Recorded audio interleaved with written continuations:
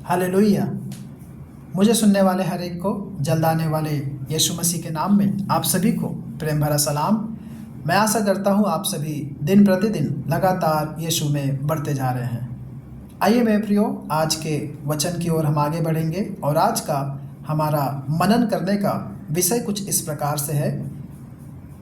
Bible की पुस्तक पहला कुरिन्थियों अध्याय 10 और आयत 10 से पवित्र कलाम में इस प्रकार से लिखा है, और तुम ना कुड़कुड़ाओ जिस रीति से उनमें से कितने कुड़कुड़ाए और नाश करने वाले के द्वारा नाश किए गए।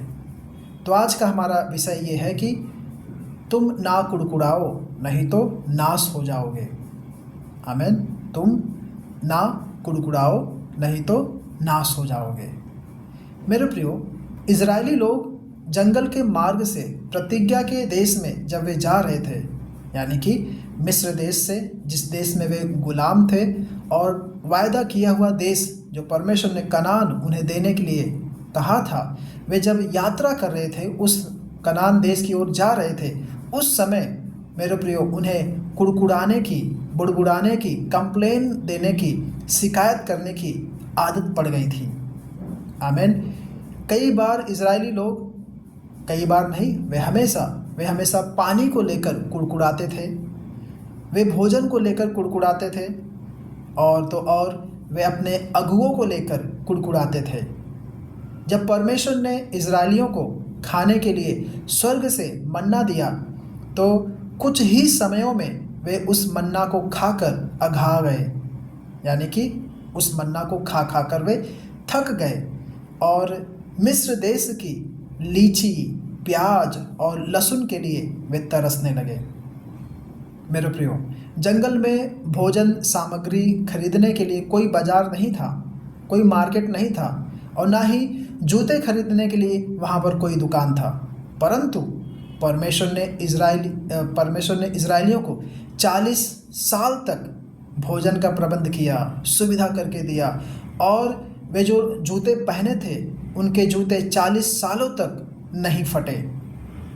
तो भी इस आश्चर्यजनक प्रबंध के लिए, सुविधा के लिए परमेश्वर के प्रति कृतज्ञ होने के बजाय, धन्यवादी होने के बजाय, इजरायली लोग बिना रुके वे कुड़कुड़ाते रहे। आमीन। मेरे प्रियो, समय अभी भी नहीं बदला है। आज भी लोगों की कुड़कुड़ाने की आदत नहीं गई है। आज भी लोग कुड़कुड़ाने को वह आदत लेकर घूम रहे हैं। उनका आदत जस का तस आज भी है। वे हम में से अधिकांश लोग हमेशा, कई बार मौसम को लेकर कुड़कुड़ाते हैं।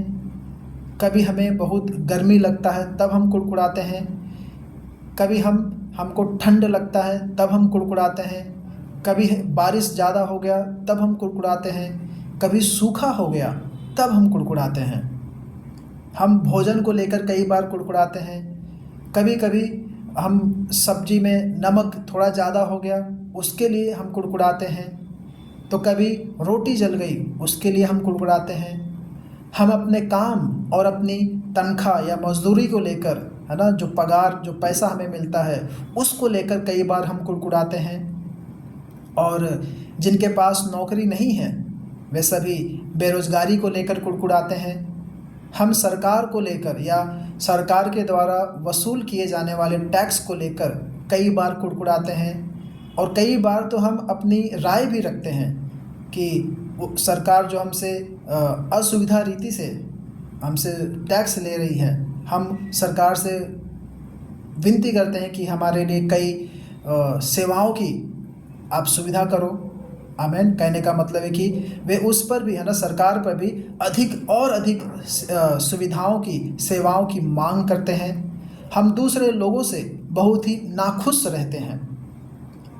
हम उनकी कार को देखकर परेशान होते हैं। हम रेस्टोरेंट के वेटर के कार्यों से कई बार अप्रसन्न रहते हैं, उसके काम से कई बार हम नाखुश रहते हैं। हम छोटी छोटी बीमारियों और हल्के से दर्द को लेकर, वेदना को लेकर कई बार हम कुड़कुड़ाते हैं। हम सोचते हैं कि हमें और अधिक लंबा, दुबला, पतला, सुंदर होना चाहिए था। हम शिकायत करते हैं कि परमेश्वर दूसरे के साथ भलाई करता है, परंतु उन्होंने मेरे साथ क्या किया। आमीन। कई बार हम इस प्रकार के प्रश्न उस परमेश्वर से पूछते हैं। मेरे प्रियो, हम जैसे लोगों को झेलना सचमुच में परमेश्वर के लिए एक परीक्षा के समान होता होगा। मेरे प्रियो, परमेश्वर हमारे साथ ढेर सारी भलाइयाँ करते हैं। वे न सिर्फ हमारे जीवन की मूलभूत आवश्यकताओं की पूर्ति करते हैं, ज़रूरत पूरा करते हैं, लेकिन परंतु ऐसी ऐसी सुख सुविधाओं को भी परमेश्वर हमारे लिए प्रबंध करता है जिनका आनंद स्वयं परमेश्वर के पुत्र यीशु मसीह को भी प्राप्त नहीं हुआ था जब वे इस संसार में आए थे।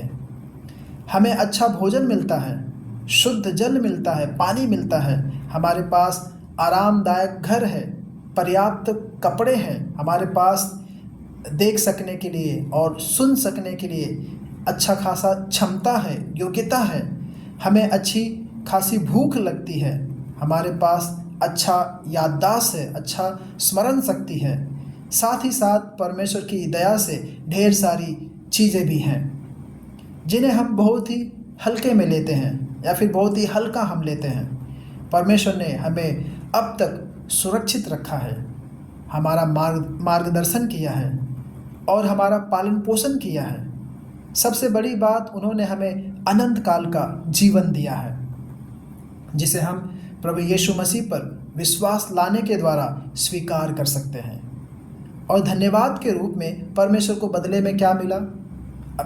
बदले में सिर्फ और सिर्फ लंबी चौड़ी शिकायतें और शिकायतों के सिवाय और कुछ भी नहीं मिला।